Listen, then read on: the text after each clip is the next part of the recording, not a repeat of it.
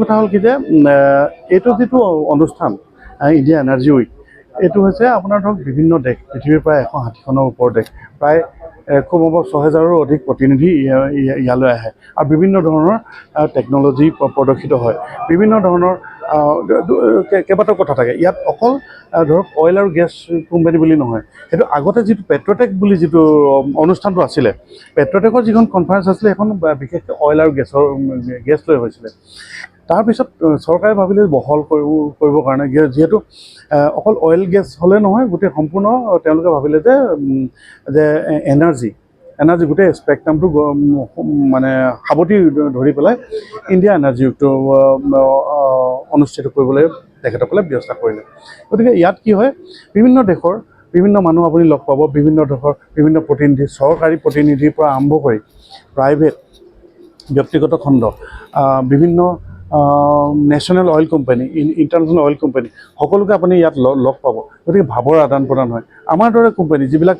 ধৰক exploration production এতিয়া oil India এতিয়া ঠিক এক্সপ্ল'ৰেশ্যন আৰু প্ৰডাকশ্যনতে সীমাবদ্ধ থকা নাই আমিও যেনেকৈ ইণ্ডিয়া এনাৰ্জি উইক আপুনি শব্দটো কৈছে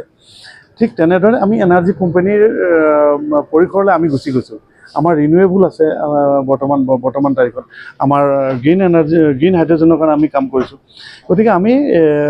আমাৰ কাৰণে প্ৰায় আপুনি ইংৰাজীত ক'ব পাৰে ফিট ফৰ পাৰ্পজ এখন কনফাৰেঞ্চ এখন আৰু এইখনৰ পৰা আমি ধৰক যিমান আমি ইণ্টাৰেকশ্যন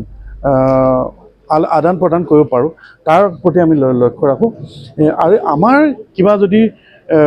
দেখোঁ যে কিবা টেকন'লজি কিবা প্ৰযুক্তি আমাক লাগে নেকি আমাৰ অসমত ধৰক আমি তেল আৰু গেছৰ কাৰণে কাম কৰি আছোঁ আমি কম্প্ৰেছ বায়'গেছৰ কাৰণে কাম কৰি আছোঁ এইবিলাক ধৰক হাইড্ৰজেনৰ কাৰণে কাম কৰি আছোঁ এইবিলাকৰ কাৰণে কিবা টেকন'লজি লাগে নেকি গতিকে আমি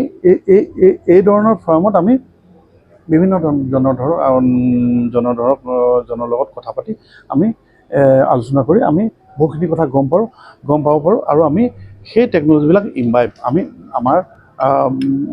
আমাৰ নিজৰ ক্ষেত্ৰত আমি ব্যৱহাৰ কৰিব পাৰোঁ গোটেই এনাৰ্জি ষ্টৰিটো ইণ্ডিয়াৰ অইল এণ্ড গেছ ষ্টৰিটো অসমৰ পৰা আৰম্ভ হৈছিলে সেইটো আমি সকলোৱে জানো এটা কিছু মাজৰ দশকত এইটো অলপ স্থবিৰ হৈ গৈছিলে কিন্তু আপুনি দেখিছে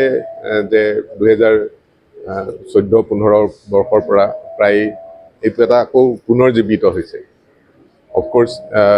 90s লেট 90s আমাৰ NRL-টো আহিছিলে 2000 চনত কিন্তু আমি ভাবিলোঁ যে NRL-টো অকল 3 মিলিয়ন টন ৰিফাইনেৰী হৈ থাকিলে এইটো চাব ইকনমিক হৈ যায় আৰু আজিকালি জানেই আপোনালোকে ৰিফাইনেৰী চাইজবিলাক বহুত ডাঙৰ হৈছে 15 মিলিয়ন হৈছে ক'ৰবাত 25 মিলিয়ন হৈছে 30 মিলিয়ন হৈছে আমাৰতো যদি 3 মিলিয়ন ৰিফাইনেৰী হৈ থাকোঁ তেতিয়াহ'লে আমাৰ ছাৰ্ভাইভ কৰাৰ এটা প্ৰশ্ন চিহ্ন আহি যায় সেইকাৰণে আমি এইটো এক্সপাণ্ড কৰাৰ চেষ্টা কৰিলোঁ আমি 3 মিলিয়নৰ পৰা 9 মিলিয়ন কৰিলোঁ আৰু তাৰ লগতে আমি পেটকেম প্ৰজেক্ট এটাও আনিছোঁ যাতে অকল আমি ডিজেল পেট্ৰল প্ৰডিউচ কৰিয়ে সীমিত নাথাকোঁ পেটকেম প্ৰজেক্ট আনিছোঁ তাৰ লগতে আমি এটা জইণ্ট ভেঞ্চাৰত আমি এটা বায়ো ৰিফাইনেৰীও প্ৰায় সম্পূৰ্ণ হৈছে আমি ট্ৰায়েল ৰান ল'লোঁ ডিচেম্বৰত ট্ৰায়েল ৰানটো ছাকচেছফুল হ'ল বাম্বুক আমি ইথানললৈ কনভাৰ্ট কৰিলোঁ সৰু কিছুমান কাম বাকী আছে অহা 2 মাহৰ ভিতৰত এইখিনি সম্পন্ন হ'ব আৰু আমি ফুল কমিশ্যনিঙৰ প্ৰডাকশ্যনৰ কাৰণে আমি যাম তেনেকৈ আমি দেশৰ যিটো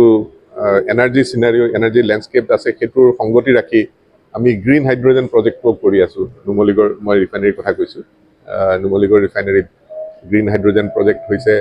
এইটো 2.4,000 মেট্ৰিক টনৰ এটা 17 মেগাৱাট ক্ষমতা সম্পন্ন আমি এটা ইলেক্ট্ৰলাইজাৰ লগাই আছোঁ য'ত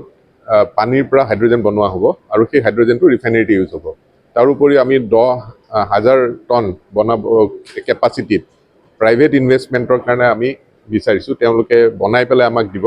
আমি সেইটো কনজিউম কৰিম এইটো কয় বিল্ড অ'ন অপাৰেট তেওঁলোকে একচুৱেলি পানীৰ পৰাই বনাই বস্তুটো তেওঁলোকক ছ'লাৰ ইলেক্ট্ৰিচিটি বা ৰিনিউৱেবল ইলেক্ট্ৰিচিটি ইউজ কৰিব লাগিব আমি গ্ৰীড পাৱাৰটো আমি ৰিফাইনেৰীৰ ওচৰলৈ আনিছোঁ আমাৰ যদি ৰিফাইনেৰীৰ ওচৰত যায় আপোনালোকে দেখিব যে আমি এটা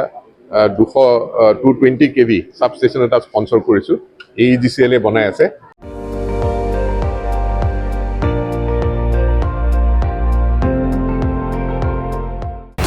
আপুনি চাই আছে ND24 সৰ্বশ্ৰেষ্ঠ নহয় সৰ্বোত্তমৰ দৌৰ